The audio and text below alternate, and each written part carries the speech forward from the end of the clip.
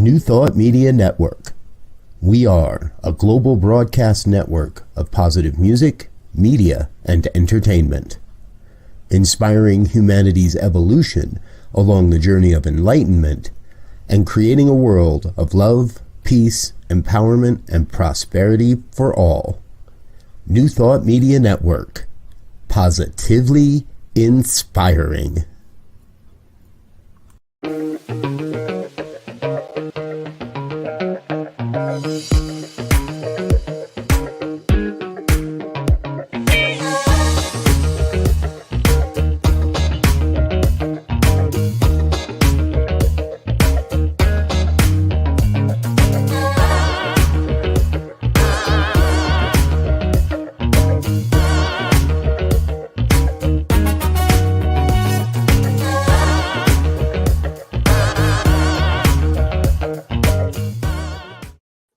And hello again, dear ones. Reverend Robert with you over here. Rev Z right here. And this is New Thought Today here on the New Thought Media Network. Happens every Tuesday at 2 p.m. Mountain Time. And we have a very, very, very special show for you today. I am so super excited to introduce you to our super special guest. And I want to let you know all of what you're about to experience today has been pre-recorded. Once you understand who we're going to chat with today and all the constraints on her time, how busy this woman is, you're going to understand. We had to do a pre-recording of this, but I'm looking forward to this one, Steve. Yeah, this would be the light shining bright for sure. So everybody should come on, sit down, grab a cup of tea, whatever you need, and let's get to it. Exactly. Reverend LZ and I got to see Gabrielle Claiborne, and I'm going to tell you a little bit more about her in just a second. Earlier this year at the Centers for Spiritual Living annual convention, and we were sitting together. I think we were both picking our jaw up off the floor after she was done. This is such an amazing speaker, and we're so grateful she's got some time to be with us today. So let me do a quick introduction. We're going to dig in. Gabrielle Claiborne is co-founder and CEO of Transformation Journeys Worldwide, an inclusive training and consulting firm with a transgender focus. She travels extensively, helping cutting-edge organizations position themselves to attract and retain the best talent, foster collaborative working environments, thus maximizing innovation and directly impacting the bottom line by creating fully trans-inclusive cultures. Some of her clients include Home Depot, Sun Life Financial, Royal Bank of Canada, Comcast, Mercedes-Benz, UPS, Kaiser Permanente, Cox Media, Warner Media, New York City Pride, the Atlanta Hawks, IGLTA, Georgia Tech, and Centers for Disease Control, among others. Take a breath. There's more. Yeah, she's busy. Exactly. Gabrielle has been an out and active trans woman since 2010. She serves on the executive board of Atlanta Pride for the last 5 years and currently serves as co-chair of the National LGBT Chamber of Commerce's TGX initiative and as co-chair of the Trans Affairs Committee of the Out Georgia Business Alliance. She also serves as chair of Out Georgia Business Alliance's TGX 360 Workplace and Entrepreneurship Initiative and as advisory board member of the Outfront Theater Group.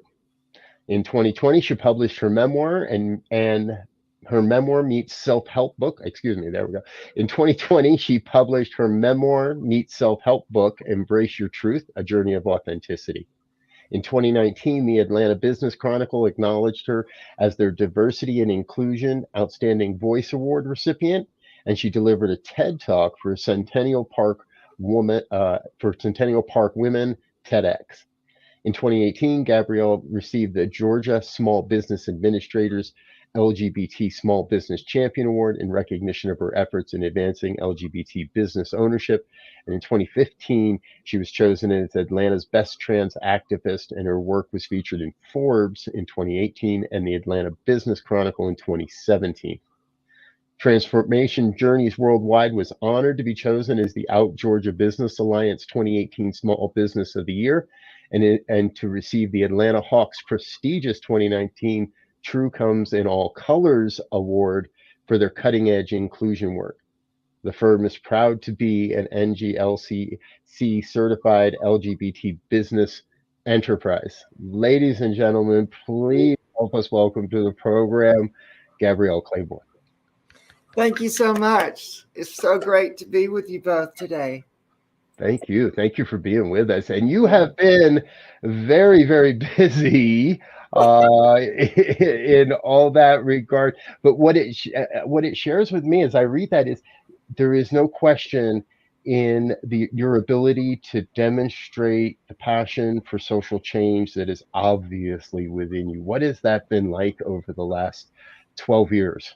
Well, it's a great question, Robert, because, I think how we show up as human beings, there's a lot of moving parts and pieces to how we show up and what we bring to humanity. And so for me, I think it all started when I first realized that I had to do my own personal work within myself as it relates to living my life as the most authentic person that I was created to live my life as, right? And so the more that I leaned into those moments of courage and, taking those scary steps in the direction of my yes, I then started realizing that, there's other parts of how I show up in the world through my volunteer work, through my vocational work, that all of that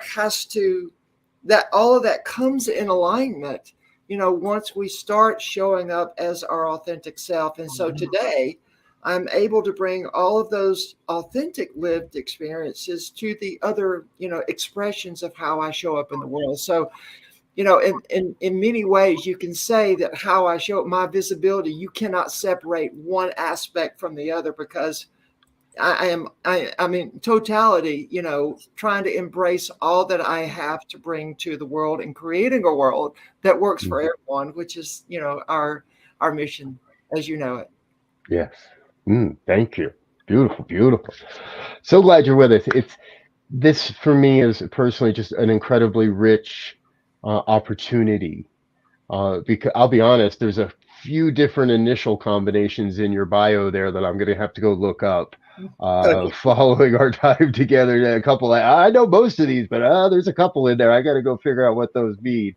And that's our opportunity in life, right? To learn more about the richness and the diversity and the oneness, and be able to include everything that's going on around us in our own experiences. And to that point, Robert, you bring up a great point. To that point, these terms are new for a lot of folks, because as humanity continues to show up, and the more that humanity becomes visible in its width, breadth, and depth, more and more we're being able to identify the language that actually resonates with who we are as human beings, right? So that TGX acronym is probably one of the ones that you're not familiar with. That stands for trans and gender expansive. So that is the new acronym that's emerging to describe the gender diverse community. So yeah, it's like the language continues to evolve and unfold. And that's why, we all have to stay connected and in tune with, this evolution, so that we can show up more inclusively for everyone in humanity. Yeah, I mean, I think, that is the key. I mean, when we look, anybody who watched this show, Robert, knows that my cornerstone is nature. Yes. Is that if I have any kind of anything that I can't reconcile or anything, I say, well, let me go look in nature, because ain't nothing going on there but the true deal. And right. So when I see you and everything that you are doing, it just confirms what's present around us everywhere, that life is expansive, that life is diverse, that life is supporting. And that when I look at the thing that you do, some people might read your resume and not know you're trans, and then find out you're trans, and they might come out with a crazy statement. Oh, no, that can't be true. Yeah. How can that be, right? But it is. And I love it, because it breaks all the mental stereotypes, or it begins to. If they're ready, it'll bust them wide open. But if they're not, it at least gets them to thinking, maybe I've been looking at this thing wrong. Maybe I need to switch my vision or my lens or whatever to understand something before I begin to do anything else, open my mouth, judge it, praise it, whatever, so that, as you said, it could be honored authentically. Yeah. You know, Z, I appreciate you bringing that up, because I oftentimes struggle with people who pay money to go to their, you know, we have in Atlanta Botanical Gardens here in the Atlanta area. We have this amazing conservatory that has all these different aspects of the animal kingdom and the plant kingdom. We'll pay money to go see that, the diversity in all of those different creative, I'm looking for the creative, I don't know, I can't remember how it shows up, right? But when it comes to the diversity of humankind, then we like, okay, wait just a minute. I'm just not getting this because this is so different from my own lived experience, right? Yes, so I really love the analogy that you've created about, you know, how you go back to nature and check yourself, right? And it's kind of like this check of saying, okay, let me look at this right. So thank you for bringing that up. Oh yeah, yeah. That is the gospel. Yes, it is. Exactly. Yes. We embrace the diversity, except when it comes to our fellow humans. Yeah. And then you have to be this or that, black or white, male or female, one or the other. Yeah. And it's funny because the people that get the most when I first heard the term cisgender, right, it took me a moment to understand. And I've got every privilege in the world, right? I'm white, I'm a man, I've got every supposed privilege in the world. And there's almost an immediate reaction to say, don't label me. right. But wait a minute. We've been the ones that have been labeling everybody else all the way along. And so I think it's incredibly important, and I know it is, for every community, for every one of the different expressions of the divine, to choose their own labels. Right. To choose and honor and that. So we want to, before we go too deep down these rabbit holes, folks, we got something serious we want to promote. So you know that we do this program on Tuesdays. Part of the reason we're pre-recording with Gabrielle is because tomorrow, March 31st, is Trans Day of Visibility. And we're recording this a couple weeks earlier so that we can have it ready for you on the 30th, so that we're going to learn a little bit more about not only the importance, but perhaps maybe the history of tomorrow, and really what we can do to be good allies tomorrow. Right. Yeah. Right. Gabrielle, can you share with us a little bit on the history and the current expression of the Trans Day of Visibility?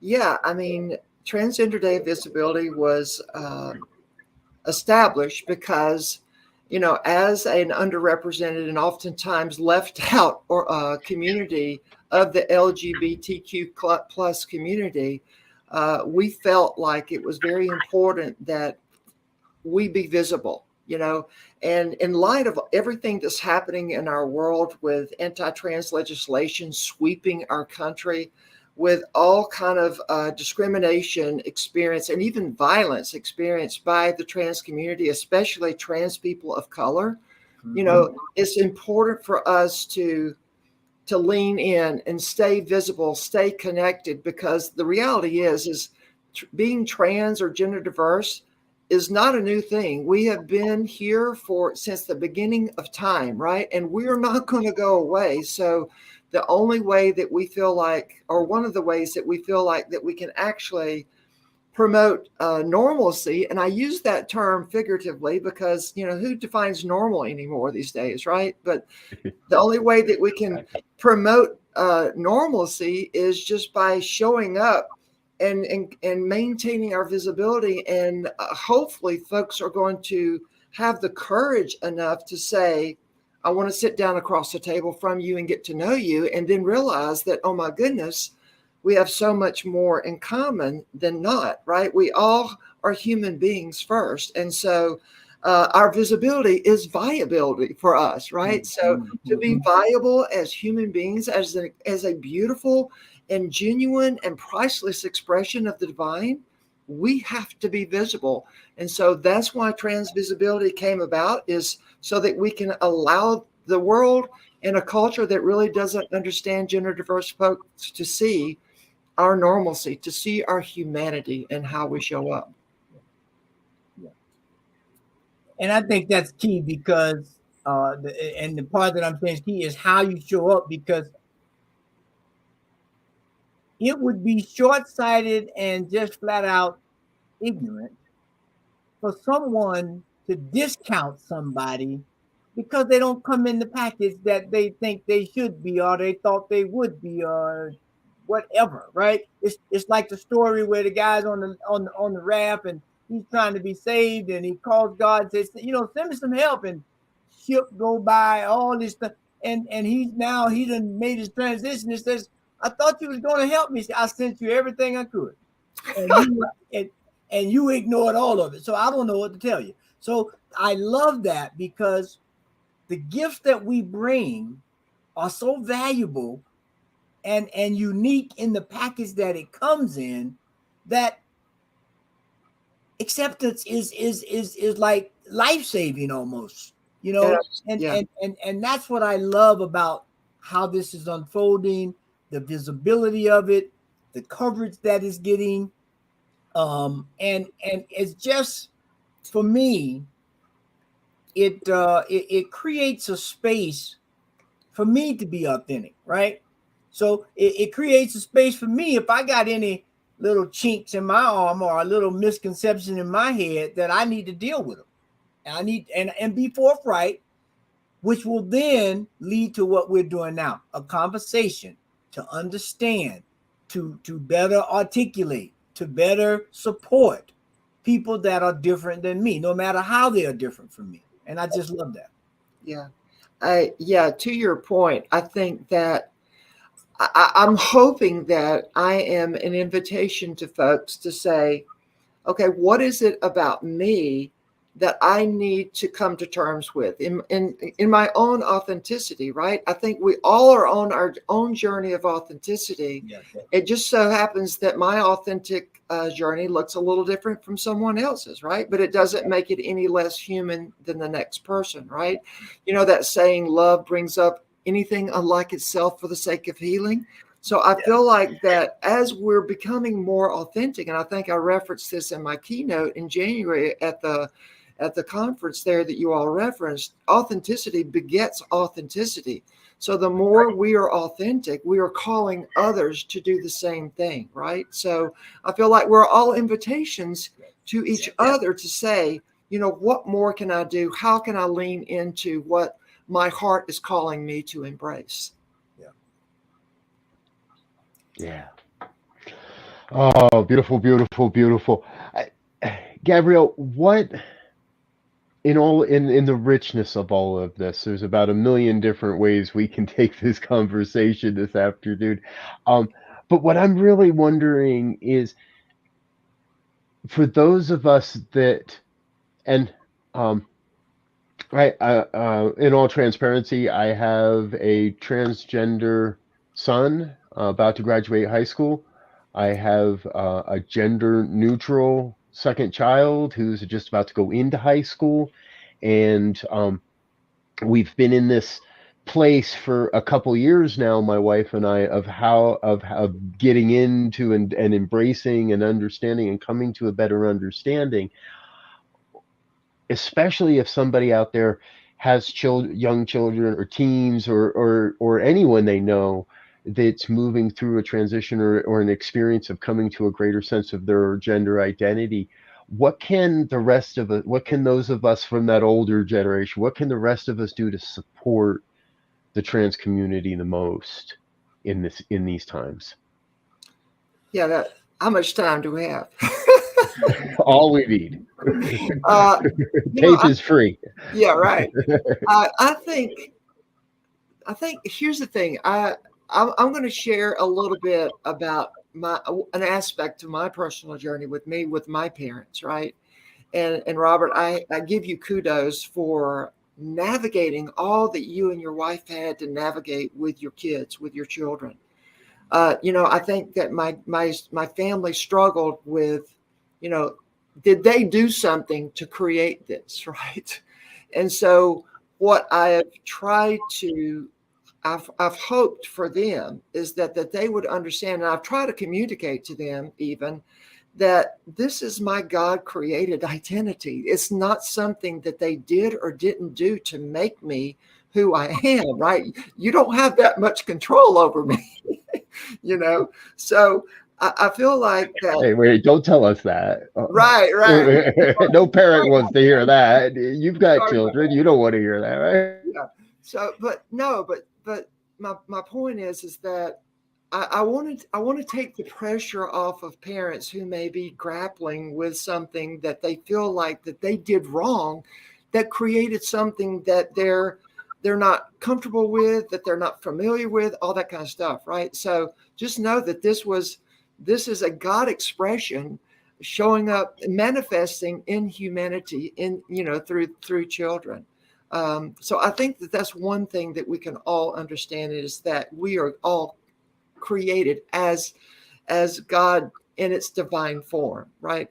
So that's first thing. I think the second thing is it's important to understand how we have to educate ourselves and stay on top of educating ourselves because, like I said earlier, the terms continue to evolve. And I dare say, prior to your first child coming out as trans, I dare say that you knew much, if anything, about, the trans and gender expansive experience. So you had to do your own education, understanding the importance of pronouns, right? Understanding how, when you mispronoun an individual, what that microaggression feels like on the other end of the person that's being disrespected, right? Is understanding how, with your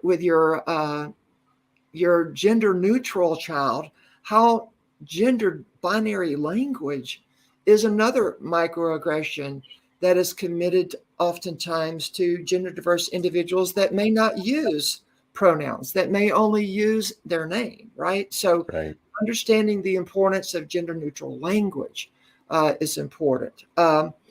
Also understanding the value of your support, your allyship, your advocacy for them. I mean, a kind word, do your own education and showing up in a way that supports gender diverse individuals in the community goes a long way in setting themselves and extending their human experience from survival to flourishing and prospering, right? So the more we show up for one another, the more we do our own education, the more we honor someone's path, even though it's different from our own. It goes a long way in setting those individuals, setting us up for success, and how we show up in the world. Yeah. I've always talked a lot about, and we do, that this network is in one way, in just the virtual world, but is designed to create the environment in which we can all recognize our greatness, share in that greatness, share in the creative experience, and in all of this kind of stuff. And I want to echo it and share with folks, it's not pronouns are not easy. It seems it. And other things that you don't recognize are so just it's so ingrained in our culture, the male female, that hey, guys or girl or sons and daughters. And I'm personally, like, anybody that comes out and starts a speech, hello ladies and gentlemen, I'm one of the ones going, oh god, no, you didn't really just do that, did you? No, what did you do? And it But only takes a couple of those experiences to start to be able to relate to, oh, what I have done to you, whether through malice or just laziness. And I'm at a point now where when I mispronoun my youngest, even if they're not around, I will correct myself in front of my wife or just to myself. And even in my own dialogue, if I misgender, one of my kids, I'm re-correcting, re-ingraining the behavior to use a more inclusive language. It's powerful stuff, and it's a journey. Yeah, it is. It is. You know, oftentimes we don't know what we don't know. Right. And Right. to your point, I think that we are called to increase our awareness around, you know, humanity, the expansiveness of humanity. And so we have to really lean into those courageous conversations. Oftentimes we encourage those we train get comfortable being uncomfortable in the spirit of learning to do better, because the only time that we're going to learn is when we're stretched, you know, when we lean into those intentional conversations, when we sit down across the table from someone who may have a lived experience that's different from our own, and we get to know them. That's why I feel like that's one of the solutions that we as a humanity have to embrace more in order to dispel this charged, polarized us and them concept of humanity. You know, we are all expressions of the human, of the divine. So I think getting comfortable with being uncomfortable and having these courageous conversations like we're having tonight goes a long way in increasing that level of awareness that we all strive to have. Yeah, and I think, Robert, you hit on something in my mind, is that most of us are just lazy. I'm just gonna call it like I see it, and we don't want to go out and learn things new, especially if we're benefiting from not learning those new things, right? And so, you know,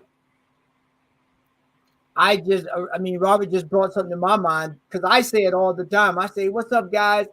You know, to both male and female or all genders, and for me, it's the thing that I grew up with in the South, right? Or y'all, right? And it works. Yeah, it works. But at the same time, it dismisses, right? It's a sword that cuts both ways. And I think, you know, for me, one of the beautiful things that the whole LGBTQ movement opens up for me is, okay, before you open your mouth, take a deep breath,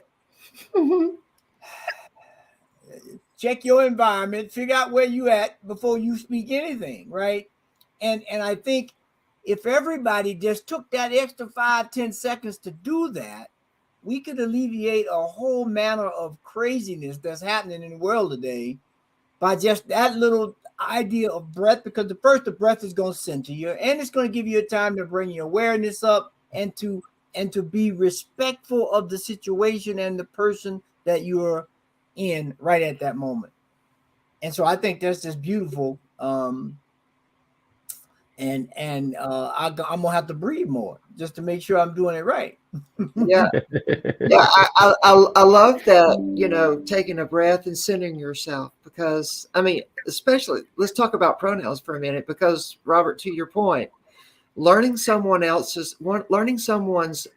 pronouns that may be different than what you're used to, it's like rewiring the brain, right? Yes. So you have to stop, as you said, Z, take a breath, center yourself, and say, all right, I need to be thinking about what I'm about to say as opposed to just saying it, right? Yes. Right. Oftentimes I share the analogy that pronouns are like going to the trash can that has been under your sink for 20 years when you've moved it to the pantry and expecting your trash can to be there. You know, if you move that trash can to your pantry, you can't go to the sink. You've got to go to the pantry. So it's rewiring. Okay, the trash can is not there. It's there. And understanding that this person uses different pronouns. So it is that rewiring process. Yeah. And I knew my first child for 13 years as someone they weren't. Yeah. So I had 13 years of training and ingrained habit. Those grooves in my brain were deep as to who this person was and where they were going in life and what our relationship would look like later in life and what traditions we would share and all that. And so, again, folks, right, this is not an overnight process. This is not a flick the switch and you're going to get it right every single time. But what I love about our philosophy is it teaches us to be mindful and conscious and aware of these things so that every day we can do a bit better and a bit better and a bit better, a bit more. Yeah. Robert, if I can speak to something that you said, because, a lot of times folks reach out to me who are in somewhere in the midst of their transitioning. And they ask me, Gabrielle, how did you navigate all this with your parents, with your sibling, with your kids, with now your ex-wife, with your friends, with your employer, all this kind of stuff? And what I caution them to understand is that, while we have had years to process what's been going on in the background, the tapes playing in the background, even though we have not disclosed this to anyone, we've had time to process this. So when we come out, we have to understand that we have to give folks grace to allow them to travel their own journey with what they've got to go through, right? Mm-hmm. And so for example, for a loved one or for a close friend, there may be some grieving that you have to go through because you are losing an individual to an extent that you thought you knew, right? And this new person is now showing up, and that requires some processing, some sitting with it, some grieving, maybe some dealing with anger or sadness or, those kind of things. So this is a journey that all of us are on when someone transitions in your life. Yeah. And the interesting thing there too, that you said, Robert, that really piqued my curiosity is that is the expectations that are placed on a situation before or after, right? Yeah. And the social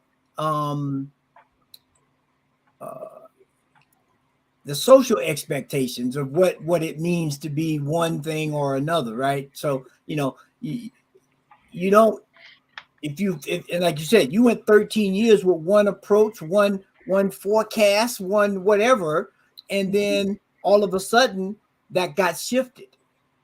And so and so I would imagine that there's a little, waltz going on between the old perspective and the new perspective, between you and Rita, how y'all play that out, explain and feel into it. That requires a tremendous amount of growth for everybody. And, it's a great thing. Yeah. And here's what I'm most grateful for. I had the training and the upbringing in my life that I may not have anticipated this. I may not have seen, this happened. This is part of life. It didn't even happen. It's not like it's an event or it happened to anybody. Right. This is just, I'm so grateful that I have the community and the philosophy and the training and the upbringing to be able to support these kids. Yeah. Because that wasn't available when I was a kid. Yeah. And I didn't have this part of my aspect. Gabrielle, I'm sure I don't know how much of this was available when you were a kid. And like you said, you've known this your entire life. Right. And you had a lot more time to be processing this truth of yourself before you were able to share that with everybody else as well. Absolutely. I mean, this was long before the internet. It was long before the language existed. So yeah, I mean, I was just, even though it didn't exist, I knew something was going on. I knew that I was different, but I didn't have the language. And then when the language started showing up, that's when I started stepping into it. And that's when I had to start, coming out to, all the different places that I showed up in. Folks, you're watching New Thought Today. If you've wondered what you've stumbled into here, this happens every Tuesday on the New Thought Media Network, and we need to take a quick opportunity to let our sponsors and others say hello to you and let you know a little bit more about what we do around this network and how you can be involved. Please give us just another minute of your time. We're going to be right back with more with Gabrielle Claiborne, and we're going to talk about how all this works inside spiritual communities in the next segment. So plan to stick around. We'll be right back.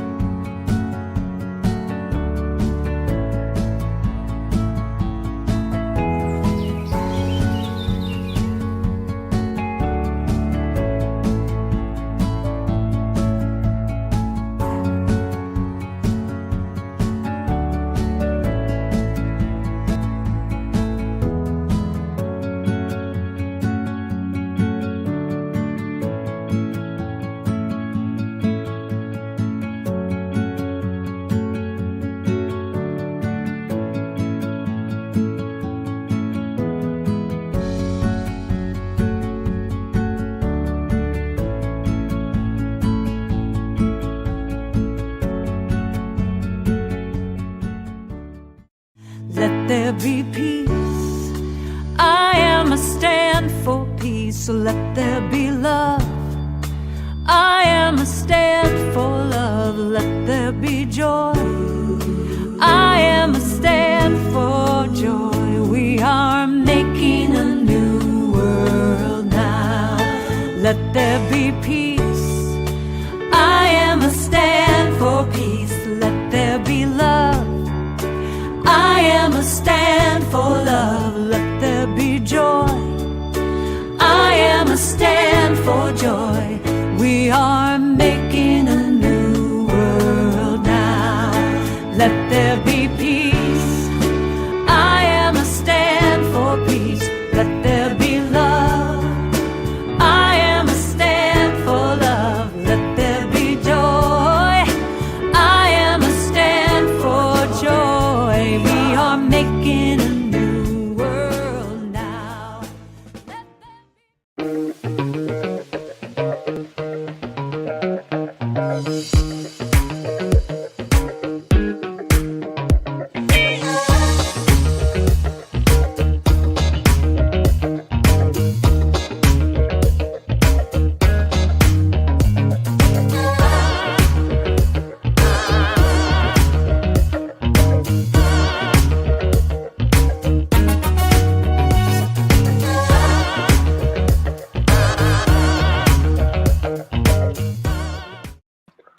And we're back with more of New Thought today on the New Thought Media Network. I'm Rev BRZ, my co-host Rev Z, and our special guest Gabrielle Claiborne here today with you. We've been talking about remembering that tomorrow, March 31st, is Transgender Day of Visibility, and Gabrielle's been giving us a good lesson on not only how to be, I feel like how to be better allies in many ways, or at least begin that journey of being an ally, and helping us to see a greater perspective of the human experience. And that's where I want to dive in next. LZ and I became familiar with you because of your appearance at the Center for Spiritual Living convention. We've been going to those things a long time, and I'm pretty sure I've never seen you at one of them before. And that's, so welcome aboard in that regard. Yes, and then we learned that, okay, you're affiliated and you're working with Center for Spiritual Living in Atlanta, Reverend Dr. David Alexander. So it becomes pretty obvious that you wouldn't have ended up on that stage if you weren't a pretty impressive and important person for the future, I believe, of New Thought. Yeah. And so that's where we'd like to jump in. How'd you find New Thought? How long you've been hanging around the philosophy? But more importantly, how has this supported you in your journey, not only as a trans woman, but just as a human being? Yeah, that's a great question. I've always had a spiritual aspect in my life. I'm actually a fourth generation Pentecostal preacher's kid and was raised in that environment for a large part of my life, and actually raised my kids in that same faith tradition. And I know that when I transitioned, when I came out in 2010, I knew that I had to find a spiritual community where I felt welcomed and I felt like I could belong. And so there were a couple of different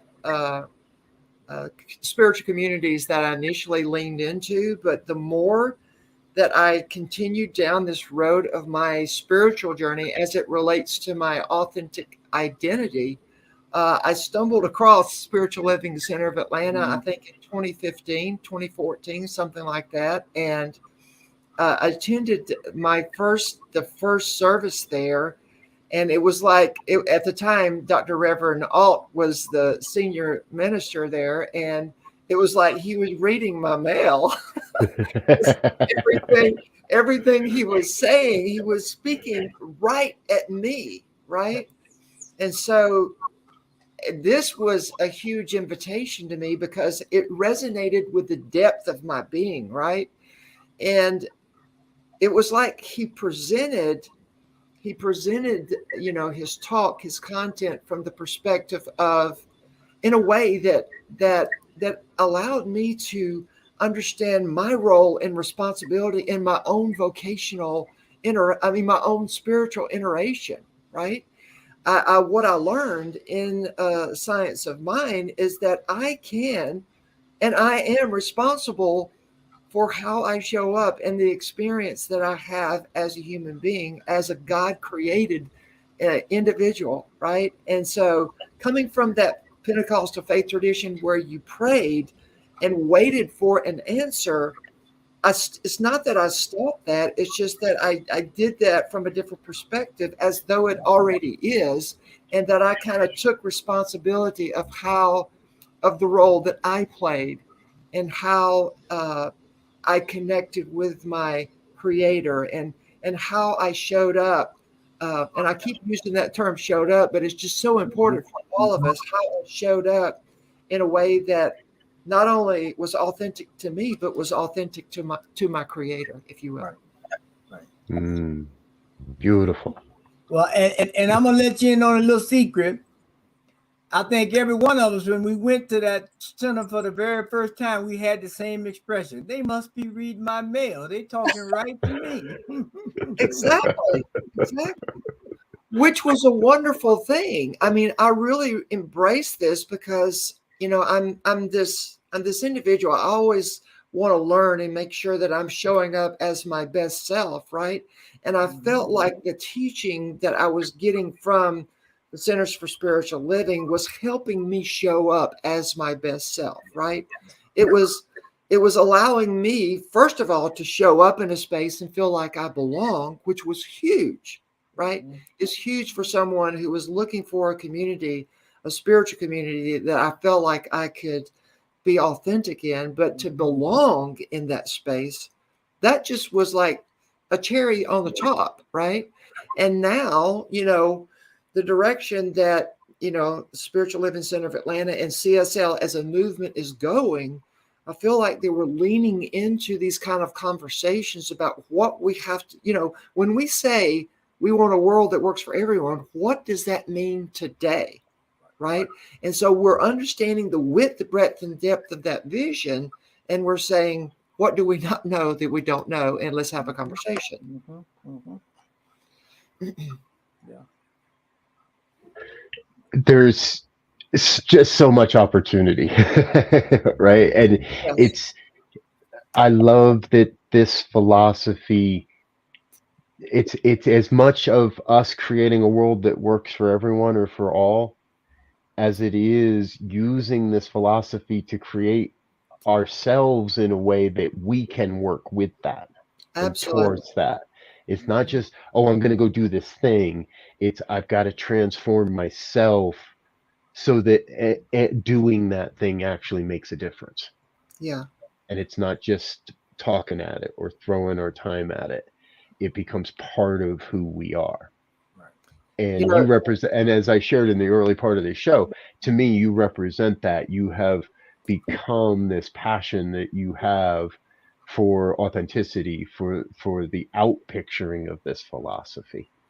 Yeah, to that point, Robert, I feel like that we all have a calling of what is ours to do, and I feel like, and I've learned in my own personal experience, and I've seen this manifest in other folks' life as well. When we embrace authenticity to the degree that we need to do individually, and understand our relationship and our connection to both our creator and our in humanity, we then begin to understand, and the universe invites us to consider, what is ours to do. I give a talk on authentic leadership, and one of the points that I make in authentic leadership is you cannot be an authentic leader unless you're first authentic. Otherwise they're going to smell you out, and they're going to know right quick that you've not done the work that you need to do in order to set yourself up to be an example of what authenticity looks like. So yes, this teaching helps us show up as our highest and best self. I totally agree with that. Yeah. And I love the idea of couchiness, if you will, in the spiritual perspective. Yes. So at the spirit level, it's just spirit. And it is manifesting itself in a myriad of different ways so that you understand, like you said, the breadth and depth of life itself. Right. And so when we can approach it from that level and then begin to build around that, or put that spirit in a container, if you will, it's like they say, Hosanna, Hosanna. It's like this is on and popping right now. And you can get beyond all of the superficial stuff, if you will, or all of the appearances, or all of the stereotypes, and look at spirit in action. And so for me, that is so fresh and so uplifting, because as quiet as it's kept, all of us so-called normal people, we got our whatever's as well, right? People look at us and say, boy, he's weird, he's what? And it's just, if people would just take a moment to be open, a lot of this stuff would just fall away naturally, because spirit is always present in a way that is open, accepting, expansive, because you can't put it in a container. So how can you expect it to come in some one package all the way all the time? Because you can't. And that's great. How boring would that be? How boring would that be? It's like, yeah, I mean, I'm so grateful that spirit finds a way, yes, to express itself through humanity. You know, even though we are in a container, spirit allows us to show up in a way that just express. See, here's the thing: how I show up in the world, how we all show up in the world, is not necessarily unique to spirit. It is spirit. And so when we understand the width, breadth, and depth of spirit, we can say, okay, that is spirit manifesting itself as that person. Unity is not uniformity. No. And in my prayer work, there is that piece of the unification step, right? For all you religious scientists out there that have been trained in some, this thing called spiritual mind treatment. But that time when we're recognizing the unity of life, one of the things that has always struck me is that everyone on this planet is absolutely a necessary expression of the divine. And the oneness, the wholeness would be a much, much lesser place without each of you, without my life and your life and your life and your experience and everyone everywhere. Even those people I don't like or don't agree with or think are no good, rotten, ugly, nasty, just get out of my life type of people, even those people are absolutely necessary to this thing called life, because the oneness would be lesser than it is without them. And without the richness that we get to experience. That's the definition of peace, right? If I can't be at peace with myself in those experiences. Z, I know you want to jump in here. Yeah, because you just hit me on something there. Because when we really look at it, I believe a large amount of the problems we have are because we look at things as binary. It's either this or that, right? And we don't see the spectrum. Right. And so it's not just this so-called definitive point over here and this definitive point over here. It's all those points in between there. Absolutely. That we have not taken time to recognize or acknowledge or whatever. And so the moment we can get beyond this whole duality, which is, causing all manner of things everywhere, and begin to look at life as a spectrum, again, magic will happen overnight. Yeah. Yes. And to that spectrum comment, Z, I in our training, we often share a diagram with folks to give them the understanding of the complexity of gender. So you can either Google the genderbread person or the gender unicorn, and you can understand the 4 aspects of gender that exist on continuums: our identity, our expression, our sex, and our orientation. So those things exist on continuums. And the beautiful thing about humanity is where any one of us falls on each of those 4 very different and distinct continuums. Yeah. Yeah. Yeah. And you know, when we look at our teaching of not being in a box and understanding that that life, there's a polarity to life and there's a rhythm to life, and that depending on how that rhythm and polarity is showing up, you're going to stop on different spaces between whatever you're dealing with. And when you can get your head around it, and for those of us who have been brought up in a so-called black and white world, right, where it's either this or that and there's nothing else, that can be disturbing, because that means I have to dismantle everything. Right. And that's scary. It is scary. It is. And for a lot of old white cisgendered men, it's too scary to contemplate, because everything that we dismantle is, from that perception, only taking something away from what they've always had and always known. Yeah. But that's another program, folks. So we're here. We'll be here all night if we go down that alley. So before we go, though, we want to remind you that Gabrielle does have a book. And I gave myself away in the pre-interview that I haven't read it yet, so I'm now putting it on my list. But in that book, you share a little. You were sharing with us earlier that your name was specifically chosen, and you share that in your book. So I don't want you to give us away that story. But I did want to let people know that if the name sounds or looks familiar, well, there's some intention behind all of that. It's incredibly meaningful, and that's one of the other major things I've learned.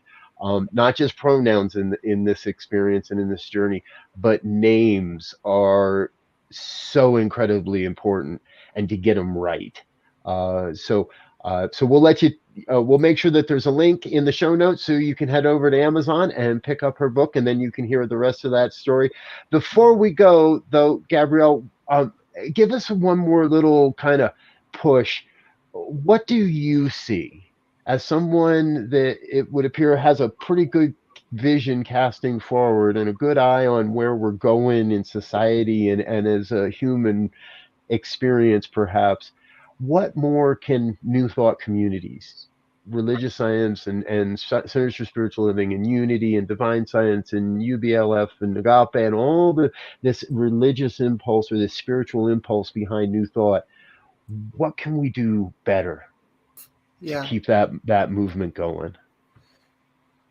Well, in the work that we do, we kind of focus on two different tracks: a personal cultural competency track and an organizational cultural competency track. And even though we do a lot of work in the corporate space, this is applicable to spiritual communities, right? There has to be that personal competency that we all need to have to interact respectfully with gender diverse folks, but we also have to do the things as spiritual communities, so that when we have a gender diverse individual sitting in our audience, in our congregation, that they see themselves in our messaging, they see themselves in your talks, they feel like they're visible in how you have all gender restrooms that allow an individual who may be non-binary to use a facility that resonates with their identity, right? Mm-hmm. So it's these types of organizational things that spiritual communities also have to be mindful of in making sure that gender diverse folks can feel seen and heard. I mean, to the point of what is on your website. Are you, when you put your messaging out there on the website, on your church, on your spiritual center's website, do they see the language that's relevant to them? Do you speak to gender identity and gender expression? This is what we as gender diverse individuals are looking for when we look for a place of belonging for us, right? Mm-hmm. So those are some things. And I'll also, big picture, let everyone know that, and I learned this when I first started going to Spiritual Living Center of Atlanta, that oftentimes when we're embracing something new, a lot of times the house has to fall before it can be rebuilt. So I feel like that we need to be comfortable allowing our understanding of something as basic and foundational as gender to fall and to unravel so that we can create a new understanding of its expansiveness. Beautiful. Thank you. Thank you. Thank you. Thank you. Folks, we're going to say thank you also to our sponsors and our committed givers. We've got another minute or two with Gabrielle before we leave. So please don't go anywhere. Help us say thank you to everyone that makes this type of programming possible and allows us to keep doing this. We're going to be back in just 1 minute with more of New Thought Today. Stick with us.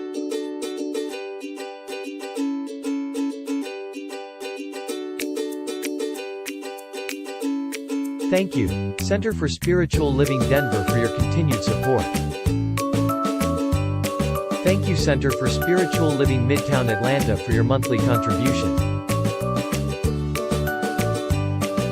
Thank you, Center for Spiritual Living North Jersey, for your monthly contribution. And please help us welcome Om Center for Spiritual Living in La Mesa, California. Thank you for your monthly donation. Thank you, Center for Spiritual Living Seattle, for your most generous donation. And a special thanks to Hefferlin Foundation for your generous technology grant.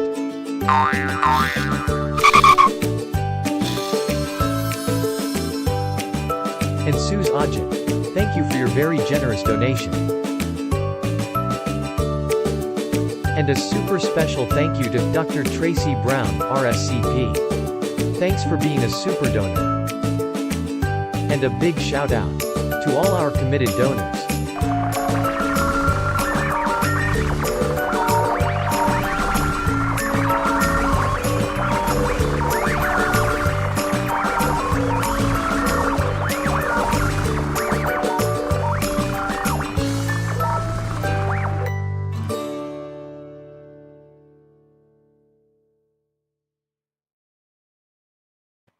And we're back with more of New Thought Today. We've been having a fabulous discussion with Gabrielle Claiborne. And Gabrielle, I hope you'll come back and join us again sometime. I would love that. Thank you so much for including me in today's conversation. Absolutely. And before we go, folks, we have a tradition. It's called Final Thoughts. We're going to start with Gabrielle and work our way around the room. Thank you for being with us. We'll be back again next week. Gabrielle, final thoughts? The one thing that I would say is the pain that you may experience or the perceived pain or risk that you may experience in living an authentic life pales in comparison to the regret of denying who you were created to be. All right, Z, you get to follow that. Go ahead. Yeah. Well, I will take the easy way out and just say educate. We need to become more educated on the whole spectrum of transgender and LGBTQ and just life in diversity, period. So that would be my thing. And as we said earlier, if you really want to understand some diversity, get out in nature and then go read a book on this topic, and you'll begin to see that doors will open wide. Yes. And you stole my line. So one mind, I guess you didn't steal it. It's just the one mind. Yes. But it did remind me to remind people the journey is the destination, and we are the ones that can support more and more people along their journeys just by being who we are and just by showing up again in that authenticity. So we've all got a part to play, and we're all in this together. Let's make it a life, make it a world that where everyone gets along, where we're all getting along, and a world that works for all, right? Yep, absolutely. Thank you for being with us, folks. This has been New Thought Today. We'll be back again next week with more. Please share with your friends, hit the like button, hit the subscribe button. Please share with anybody, and we'll be back again soon. Until that time, peace and richest blessings. Peace.